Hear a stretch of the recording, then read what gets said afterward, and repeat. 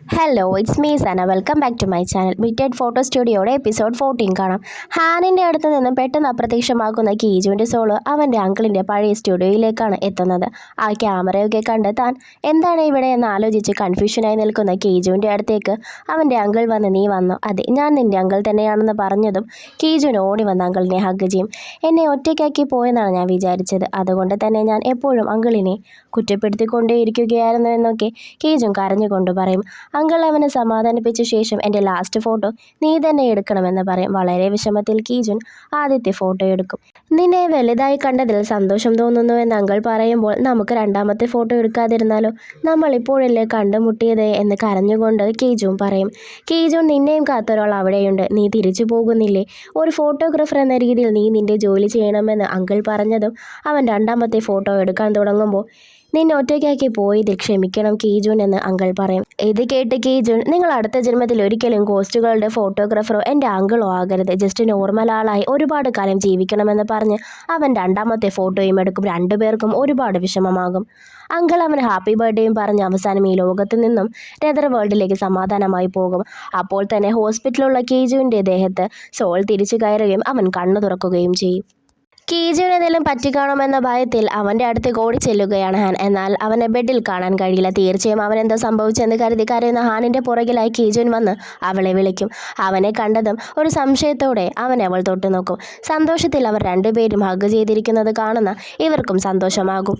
പിറ്റേന്ന് കീജുൻ ഒരാളെ കാണാൻ ചെല്ലും. അത് മറ്റാരുമല്ല, ഓഫീസർ ലീയാണ്. അത് വെടി കൊണ്ടിട്ടും അത്രയും ഉയരത്തിൽ നിന്ന് വീണിട്ടും സാധനം ചത്തിട്ടില്ല. വാച്ച് ചെയ്യുന്ന പോലീസിനെ പോസസ് ചെയ്ത് കീജുനെ മാനേജർ അകത്തേക്ക് കയറ്റിവിടും. തല മുതൽ കാല് വരെ മൊത്തം പരിക്കാണ്. കഷ്ടപ്പെട്ട് വെള്ളം കുടിക്കാൻ ശ്രമിച്ച് കൈയെത്തിച്ച് കൊണ്ടുവന്നതും അത് കീജു മേടിച്ച് കുടിച്ച് നല്ല ദാഹമുണ്ടായിരുന്നെന്ന് പറയും. കുറച്ച് വെള്ളമെടുത്ത് അവന് നീട്ടും. അവൻ വീണ്ടും എങ്ങനെയൊക്കെയോ പിടിക്കാൻ പോയതും മനഃപൂർവ്വം കീജുൻ അത് താഴെയിട്ട് അയ്യോ തെന്നിപ്പോയതാ എന്ന് പറഞ്ഞ് അവന് വെടി കൊണ്ട് അതേ സ്ഥലത്ത് കൈമുട്ടമർത്തിയിരിക്കും. ഓഫീസർ ലീ വേദന കൊണ്ട് നിലവിളിക്കും. സാനം സൈക്കോ ആയതുകൊണ്ട് പെട്ടെന്ന് തന്നെ ചിരിച്ച് ഒരു സില്ലി ലോയറിനെ കൊല്ലാൻ നോക്കിയത് കൊണ്ട് എൻ്റെ ജീവിതം തീർന്നു എന്ന് നീ കരുതിയോ എന്ന് ചോദിക്കും. വെക്കേഷൻ ഹോമിൽ വെച്ച കൊന്ന് രണ്ടുപേർ, യൂൻച്വൽ, സിയോങ്സു, എൻ്റെ അങ്കിൾ, പിന്നെ എന്നെയും ഹാനിനെയും കൊല്ലാൻ ശ്രമിച്ചത്. അങ്ങനെ ഒരുപാടുണ്ട്. നിനക്ക് ജീവിതകാലം മൊത്തം അകത്ത് തന്നെ കിടക്കാമെന്ന് കീജുൻ പറയുമ്പോൾ ഇതൊക്കെ കവർ ചെയ്യാൻ ഈസിയാണ്, നിയമം അത് എൻ്റെ കയ്യിലാണെന്ന് ഇവൻ പറയും. അങ്ങനെയാണോ നീ വിചാരിച്ചു വെച്ചിരിക്കുന്നതെന്ന് കീജുൻ ചോദിക്കുമ്പോൾ തീർച്ചയായും എൻ്റെ അച്ഛൻ എന്നെ ഒരിക്കലും കൈവിടില്ല എന്ന് ഓഫീസർ ലീ പറയും. ഓക്കെ എന്ന് പറഞ്ഞ് അവൻ പോകാൻ ഒരുങ്ങുമ്പോൾ ആ ഈവിൾ സ്പിരിറ്റ് എവിടെയെന്ന് ചോദിക്കും. അതെനിക്കറിയില്ല, പക്ഷേ മറ്റൊരു കാര്യം എനിക്കറിയാം. ഈവിൾ സ്പിരിറ്റ് ഒരാളെ പൊസസ് ചെയ്ത് കഴിഞ്ഞാൽ അയാൾ പലതും കാണാനും കേൾക്കാനും തുടങ്ങും. എല്ലാ രാത്രികളിലും നിന്നെ അവർ കാണാൻ വരും. പതിയെ പതിയെ നീ മരണത്തിലേക്ക് പോകുമെന്ന് പറഞ്ഞ് ഓഫീസർ ലീയുടെ നെഞ്ചത്ത് രണ്ട് ഇടിയും കൊടുത്ത് അവിടെയുള്ള മെഷീനൊക്കെ എന്തൊക്കെയോ കാണിച്ച് അവൻ ഇറങ്ങും. പുറത്തിറങ്ങിയ കീജുവിനെ കാണുന്ന സെക്യൂരിറ്റി പോലീസ് അല്ല നിങ്ങളാരാ എന്ന് ചോദിച്ചതും ഒന്നും അറിയാത്തതുപോലെ കീജുവിനും മാനേജറും വേഗം അവിടെ നിന്നും സ്കൂട്ടാകും. ഹാനെ കീജുവിൻ്റെ ഫോൺ കിട്ടും. അവളുടെ പേര് മൈ ഹാൻ സേവ് ചെയ്തിരിക്കുന്നത് കണ്ട് അവൾക്ക് ചെറിയൊരു നാണമൊക്കെ വരും. ഡിസ്ചാർജായി പോകാൻ ഇറങ്ങുന്ന കീജുവിനെ കാണുമ്പോൾ ഡിറ്റക്റ്റീവ് തന്നതാണെന്നും പറഞ്ഞ് അവൻ്റെ ഫോൺ അവനെ നീട്ടും. അവൻ മേടിക്കാൻ പോകുമ്പോൾ അത് കൊടുക്കാതെ ഞാൻ കണ്ടു ഇവൻ എന്തേ എന്ന് ചോദിക്കുമ്പോൾ വളരെ നാണം കുണുങ്ങി മൈ ഹാൻ എന്ന് സേവ് ചെയ്തിരിക്കുന്നത് ഞാൻ കണ്ടു എന്നിവൾ പറയും. ഇവൻ ആകെ ചമ്മി വേഗം തന്നെ മാനേജറിനെയും നാംഗുവിനെയും തിരിഞ്ഞു നോക്കും. നീ പറഞ്ഞിട്ടല്ലേ ഞാൻ പേര് മാറ്റിയത്, ഇങ്ങനെ മറ്റുള്ളവരുടെ ഫോൺ എടുത്ത് നോക്കാൻ പാടില്ല, ഇത് ഞാനിപ്പോൾ തന്നെ മാറ്റിക്കോളാം താ എന്നൊക്കെ പറഞ്ഞ് ഫോൺ മേടിക്കാൻ പോകുമ്പോൾ എനിക്കിത് ഇഷ്ടമായി, എനിക്കിത് മതി എന്ന് ഹാൻ പറയും. ഇവർക്കിടയിലൂടെ മാനേജർ നടന്ന് ഇവരെ കളിയാക്കുന്ന രീതിയിൽ ചിരിച്ചു കൊണ്ടുപോകും. നാംഗുവും വന്ന് നിങ്ങൾ എന്താ ഈ പ്രൈവറ്റ് പ്ലേസിൽ ഇങ്ങനെ കിടന്ന് കാണിക്കുന്നതെന്ന് പറഞ്ഞ് ഹാൻ ചെയ്തതുപോലെ നാണത്തോടെ നിന്ന് മൈ ഹാൻ എന്ന് പറഞ്ഞ് അവനും കളിയാക്കും. അല്ല ഇത്രയും അടുത്ത് നിന്നിട്ടും സേഫ് സോൺ ആക്റ്റീവ് ആയില്ലല്ലോ എന്ന് മാനേജർ ചോദിക്കും. അപ്പോഴാണ് എല്ലാവരും അത് ശ്രദ്ധിക്കുന്നത്. വീട്ടിലേക്ക് വന്ന ഉടനെ തന്നെ കീജൻ സ്റ്റുഡിയോയിലേക്ക് കയറി ഡോർ തുറന്നതും അത് ഓപ്പൺ ആകും. അവൻ അത് കണ്ട് ഒരുപാട് സന്തോഷമാകും. ക്യാമറയുടെ അടുത്ത് നിന്നും ഇവൻ എടുത്ത അങ്കിളിൻ്റെ ഫോട്ടോ ഇവന് കിട്ടും. അത് വെറും ഡ്രീം ആണെന്ന് മാത്രമാണ് ഇവൻ വിചാരിച്ചിരുന്നത്. ഇത് കണ്ട് ഇവൻ വളരെയധികം സർപ്രൈസ്ഡ് ആകും. അവൻ അത് ഹാങ് ചെയ്യുകയും ചെയ്യും. കീജൻ കലണ്ടറൊക്കെ എടുത്തു മാറ്റും. നെതർ വേൾഡിൽ നിന്നും ആ ക്യാമറ ഈ ലോകത്ത് വന്നപ്പോൾ മുതൽ അവിശ്വസനീയമായ കാര്യങ്ങളാണ് നടക്കുന്നത്. അതിനെയെല്ലാം ഒരു മിറാക്കിൾ എന്ന് വിളിക്കാൻ ഞാൻ തീരുമാനിച്ചു എന്നുള്ള കീജുൻ്റെ വോയിസ് ഓവറും കേൾക്കാം. ലോകം മൊത്തം അറിഞ്ഞിരിക്കുകയാണ് ലീ ഹ്യോങ്ങിൻ്റെ മകനെക്കുറിച്ച്.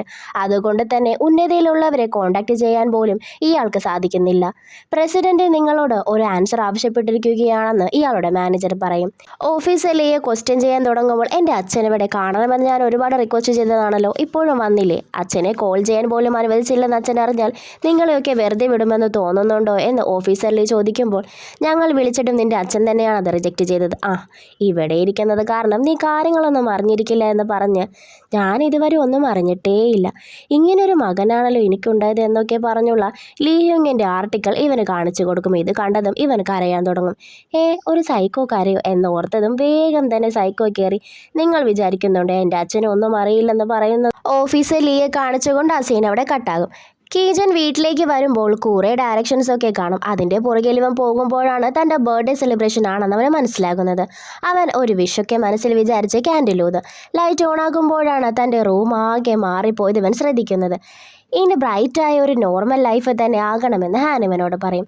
നാംകു ബർത്ത്ഡേ ഗിഫ്റ്റായി ഇവന് ഒരുപാട് പ്രത്യേകതയുള്ള ഒരു കത്തി സമ്മാനിക്കും. മാനേജർ ഒരു റെസ്റ്റോറൻറ്റ് ഇവന് വേണ്ടി ബുക്ക് ചെയ്യും. നല്ലതുപോലെ ഫുഡൊക്കെ കഴിച്ച് ഒരുപാട് നാളെ ജീവിക്കാനും ഇവൻ പറയും. മാനേജർ ബർത്ത്ഡേ പണിഷ്മെൻ്റ് എന്ന് പറഞ്ഞ് കീജുവിൻ്റെ മുഖത്തേക്ക് കുറച്ച് കേക്ക് തേക്കും. എല്ലാവരും ചിരിക്കുമ്പോൾ കീജുവിനെ ചിരിച്ച് ഹാൻ്റെ വായിൽ വെച്ച് കൊടുക്കും. എന്നാൽ ഒരു സ്പൂൺ എടുത്ത് ക്രീമാക്കി നാംകുൻ്റെ മുഖത്തേക്ക് വീശും. അവൻ മാനേജറിനെ നോക്കി വാട എൻ്റെ പൊന്നാരനിയാന്നൊക്കെ പറഞ്ഞ് അവൻ്റെ മുഖത്തേക്ക് മാക്കാൻ നോക്കും. അങ്ങനെ അടിപൊളിയായി സെലിബ്രേഷനൊക്കെ കഴിഞ്ഞ ശേഷം ഹാൻ അവളുടെ ഗിഫ്റ്റ് ഇവന് കൊടുക്കും. അത് ഷൂ ആയിരിക്കും. അത് അവന് ഒരുപാട് ഇഷ്ടമാകും. നിന്റെ ശാപത്തിൽ നിന്നും മരണത്തിൽ നിന്നും സ്റ്റുഡിയോയിൽ നിന്നും ഓടുന്നതിന് വേണ്ടിയിട്ടാണ് ഈ ഷൂ ഞാൻ നിനക്ക് സമ്മാനിച്ചത്. എന്നാൽ എവിടെ പോയാലും എന്നെ കൂട്ടണമെന്നുള്ള ഒരു കണ്ടീഷൻ കൂടി ഉണ്ടെന്ന് ഹാൻ പറയും. ഇനി നീ റെസ്റ്റ് എടുക്ക്, നീ ഫുൾ റിക്കവർ ആയിട്ടില്ല എന്ന് പറഞ്ഞവൾ പോകാനൊരുങ്ങുമ്പോൾ അയ്യോ എനിക്ക് വേദനിക്കുന്നേ എന്നിവൻ പറയും. ഇവൾ വേഗം അടുത്തെത്തിയതും ഇവൻ അവളെ കിസ് ചെയ്യും. നീ വെറുതെ എന്നെ പറ്റിച്ചതാണല്ലേ എന്നിവൾ ചോദിക്കുമ്പോൾ വീണ്ടും കിസ് ചെയ്യും. ബോഡിയും സോളും ഒരേപോലെ തന്നെ റെസ്റ്റ് എടുക്കുന്നത് ഇമ്പോർട്ടൻ്റ് ആണെന്ന് കീജുവും പറയുമ്പോൾ എന്നാ വാ നമ്മുടെ ബോഡിയും സോളിനെയും ഇപ്പോൾ തന്നെ റെസ്റ്റ് ചെയ്യിപ്പിച്ചാലോ എന്ന് പറഞ്ഞ് ഹാൻ കീജുവിനെ കട്ടിലേക്ക് തള്ളിയിട്. നിക്ക് ഞാനതിന് റെഡി ആയിട്ടില്ലെന്ന് പാവം കീജും പറയുന്നുണ്ട്. എന്നാൽ ഹാൻ ഇപ്രാവശ്യം രണ്ടും കൽപ്പിച്ചാണ്. ഇനി നമ്മൾ റെഡിയാകാൻ വേണ്ടി കാത്തിരിക്കേണ്ട കാര്യമില്ലെന്ന് പറഞ്ഞ് അവൻ്റെ അടുത്തേക്ക് വീണ്ടും ചെല്ലും. എന്നാൽ പെട്ടെന്ന് അവന് ഭയങ്കര വേദന എടുക്കുന്നു എന്ന് പറയും. നീ വീണ്ടും എന്നെ ഫൂളാക്കാൻ നോക്കലേ എന്ന് ഹാൻ പറയുമ്പോൾ അവൻ്റെ സീലിൻ്റെ അവിടെ കാണിച്ചുകൊണ്ടാണ് വേദന പറയുന്നത്. ഹാൻ നോക്കുമ്പോൾ അത് പെട്ടെന്ന് കത്തിക്കൊണ്ട് പതിയെ മങ്ങും. ഇത് കണ്ടതും ശാപം ശരിക്കും മാറിക്കൊണ്ടിരിക്കുകയാണെന്ന് ഹാൻ കീജുവിനോട് പറയും. നാംകു കീജുവിനോട് നീ ഹോസ്പിറ്റലിലായിരുന്ന ടൈമിൽ ഒരു വിസിറ്റേഴ്സും വന്നിരുന്നില്ല എന്ന് പറയുമ്പോൾ ആ സീലും മങ്ങി തുടങ്ങിയെന്ന് കീജും പറയും. ഈവിൾ സ്പിരിറ്റ് ഡിസപ്പിയർ ആയതും നിനക്ക് 35 വയസ്സ് കഴിഞ്ഞത് കൊണ്ടാകണം. ആ ഒരു കാരണത്താലാകണം ഈവിൾ സ്പിരിറ്റ് എക്സിസ്റ്റ് തന്നെ ചെയ്തിരുന്നത്. ഓഫീസർ ലീയിൽ നിന്നും അത് പോയ ശേഷം ഞാൻ എല്ലായിടത്തും സെർച്ച് ചെയ്തിരുന്നു, പക്ഷെ അതിൻ്റെ ഒരു ട്രേസും കിട്ടിയില്ല എന്ന് നാംകു പറയുമ്പോൾ എന്നെ ടോർച്ചർ ചെയ്തിരുന്നതെല്ലാം ഡിസപ്പിയർ ആവുകയാണെന്ന് കീജും പറയും. ശരിയാണ്, സേഫ് സോണും ആക്റ്റീവ് അല്ലല്ലോ എന്ന് നാംകു പറയും. അവിടേക്ക് മാനേജർ ഓടി വന്ന് ജീവനുമായി ഡേറ്റിങ്ങിന് പോവുകയാണ്, എങ്ങനെയുണ്ടെന്നൊക്കെ ചോദിക്കും. അല്ല നിങ്ങൾ എന്താ സംസാരിച്ചു കൊണ്ടിരിക്കുന്നതെന്ന് മാനേജർ ചോദിക്കുമ്പോൾ അവിടെയുള്ള ലൈറ്റ്സൊക്കെ പെട്ടെന്ന് മിന്നാൻ തുടങ്ങും. കീജുൻ മാനേജറിനോട് ആ ശാപം അവസാനിച്ചെന്നാണ് തോന്നുന്നത്, അതിനർത്ഥം സ്റ്റുഡിയോയും ക്ലോസ് ആകാറായി, ഈ വേൾഡിൽ നിന്നും നിങ്ങളും പോകാൻ ഒരുങ്ങിയിരിക്കണമെന്ന് പറയുമ്പോൾ സത്യം പറഞ്ഞ ഈ സീൻ കണ്ടപ്പോൾ എനിക്ക് ശരിക്കും സങ്കടമായി. അതുപോലെ തന്നെയായിരുന്നു അവർക്കും. നാംകുവിന് വന്ന മാറ്റത്തെക്കുറിച്ച് ഇവൻ ഇപ്പോഴും കീജുവിനോട് പറഞ്ഞിട്ടില്ല. അവൻ്റെ കൈകളൊക്കെ ശരിക്കും ഈവിൾ സ്പിരിറ്റിനെ പോലെ തന്നെ ആയി മാറിക്കഴിഞ്ഞിരുന്നു. കീജുവിനോട് ഞാൻ റെഡിയാണെന്ന് ഇവൻ പറയും. ടൈം എടുത്ത് മതി എന്ന് കീജുൻ പറയുമ്പോൾ ഞാൻ ഒരുപാട് നാൾ മുന്നേ തന്നെ പോകേണ്ടതായിരുന്നു, എന്നാൽ അതിനു മുന്നേ എനിക്ക് മിന്നിനെ കാണണമെന്നും നാംകു പറയും.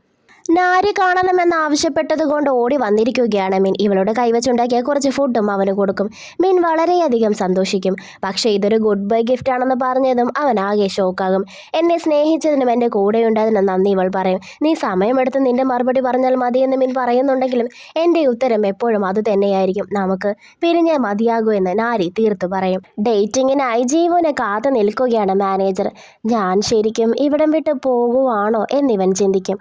അപ്പോഴാണ് എനിക്ക് വരാൻ കഴിയില്ല, ഒരുപാട് വർക്ക് ചെയ്ത് തീർക്കാനുണ്ട്, സോറി എന്നുള്ള ജീവൻ്റെ മെസ്സേജ് ഇവൻ കാണുന്നത്. ഇത് കണ്ടത് മാനേജർക്ക് ഒരുപാട് ദേഷ്യം വരും. ഇന്റേൺ കാലം അവസാനിക്കാനുള്ള സമയമായതുകൊണ്ട് തന്നെ ഒരു വർക്ക് ഇവൾ ഏൽപ്പിച്ചിരിക്കുകയാണ്.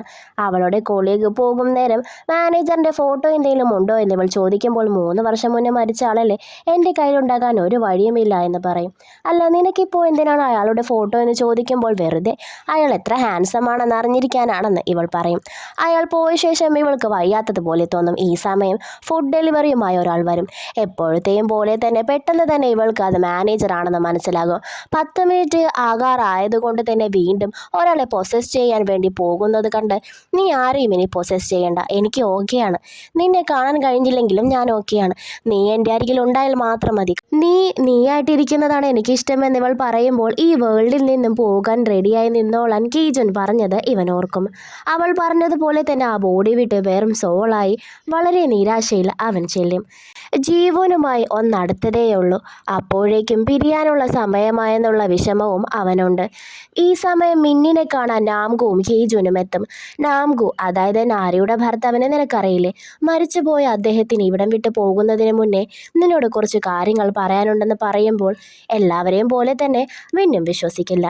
നാരിയെ നോക്കാൻ മറ്റാരുമില്ല, അതുകൊണ്ട് വിശ്വസിക്കുന്നതും വിശ്വസിക്കാതിരിക്കുന്നതും നിന്റെ കൈകളിലാണെന്ന് നാംഗു പറയുന്നത് മിന്നിന് കീജുൻ പറഞ്ഞു കൊടുക്കും. ഞാനൊരു ബാഡ് ഹസ്ബൻഡ് ആയാലും അവൾക്ക് തീരുമാനമെടുക്കാൻ കുറച്ച് ബുദ്ധിമുട്ടായിരിക്കും, അതുകൊണ്ട് അവൾക്ക് കുറച്ച് ടൈം കൊടുക്കണമെന്ന് പറയുന്നതും കീജുൻ മിന്നിനോട് പറയും. ഇത് കേട്ട്, നിങ്ങൾ പറയുന്നതൊന്നും എനിക്ക് മനസ്സിലാകുന്നില്ല എന്ന് എഴുന്നേറ്റ് നിന്ന് മിൻ പറയും. അവളെ വർഷത്തിൽ ഒരിക്കലെങ്കിലും ട്രിപ്പ് കൊണ്ടുപോകണം. അവൾക്ക് യാത്ര ചെയ്യാൻ ഒരുപാട് ഇഷ്ടമാണ്. അതുപോലെ തന്നെയാണ് സിനിമയും. ഒറ്റയ്ക്ക് ഫുഡ് കഴിക്കുന്നത് അവൾക്കൊട്ടും ഇഷ്ടമല്ല, അതുകൊണ്ട് കൂടെ ഇരുന്ന് തന്നെ കഴിക്കണം. പിന്നെ ഇനി അധികം ഫ്ലവേഴ്സ് അവൾക്ക് കൊടുക്കരുത്, കാരണം അവൾക്ക് ഫ്ലവേഴ്സ് മാത്രം ഇഷ്ടമല്ല. അവളുടെ കൂടെ എപ്പോഴും നീ ഉണ്ടാകണം. ഞാൻ ചെയ്ത മിസ്റ്റേക്ക് നീ ഒരിക്കലും ചെയ്യരുത്. അവളെ കൂടുതൽ ചിരിപ്പിക്കണമെന്നൊക്കെ വളരെ വിഷമത്തിൽ ഇവൻ പറയും. ഇതൊന്നും വിശ്വസിക്കാൻ കഴിയാതെ നിൽക്കുകയാണ് മിൻ. അവിടെ നിന്നും ഇറങ്ങിയ ശേഷം, ഞാൻ വിചാരിച്ചു അവനിട്ട് 2 കൊടുക്കാൻ വേണ്ടിയിട്ടായിരിക്കും നീ അവനെ അന്വേഷിച്ചതെന്ന് പറയുമ്പോൾ, ഒരു പോലീസുകാരൻ ഒരിക്കലും അങ്ങനെ ചെയ്യാൻ പാടില്ലെന്ന് നാംകു പറയും. നീ പോകുന്നതിന് മുന്നേ നാരിയെ നിനക്ക് കാണണ്ടേ? അവളെ കണ്ടുകൊണ്ടിരിക്കാനല്ലേ നീ ഇവിടെ നിന്നും പോകാതിരുന്നതെന്ന് ചോദിക്കുമ്പോൾ, അവൾ വീണ്ടും വേദനിക്കുന്നത് കാണാൻ എനിക്കാവില്ല. ഞാനിവിടെ നിന്നതിന് അതൊരു കാരണം തന്നെയാണ്. പക്ഷേ എൻ്റെ കൊലയാളി ശിക്ഷിക്കപ്പെടുന്നത് കണ്ടു പോകണമെന്നായിരുന്നു എനിക്ക്. അതേതായാലും നടന്നു. ഇനി എൻ്റെ വഴിയെ പോകണമെന്ന് പറഞ്ഞ് വളരെ നിരാശയിൽ തന്നെ നാംകു നടന്നു നീങ്ങും. അപ്പോൾ വീഡിയോ ഇഷ്ടപ്പെട്ടല്ല എപ്പിസോഡ് 14 പാർട്ട് 1 ഇവിടെ അവസാനിപ്പിക്കുകയാണ്. വീഡിയോ ഇഷ്ടപ്പെട്ടാൽ ലൈക്ക്, ഷെയർ ആൻഡ് സബ്സ്ക്രൈബ്. അപ്പോൾ നെക്സ്റ്റ് വീഡിയോയിൽ കാണാം. ബൈ.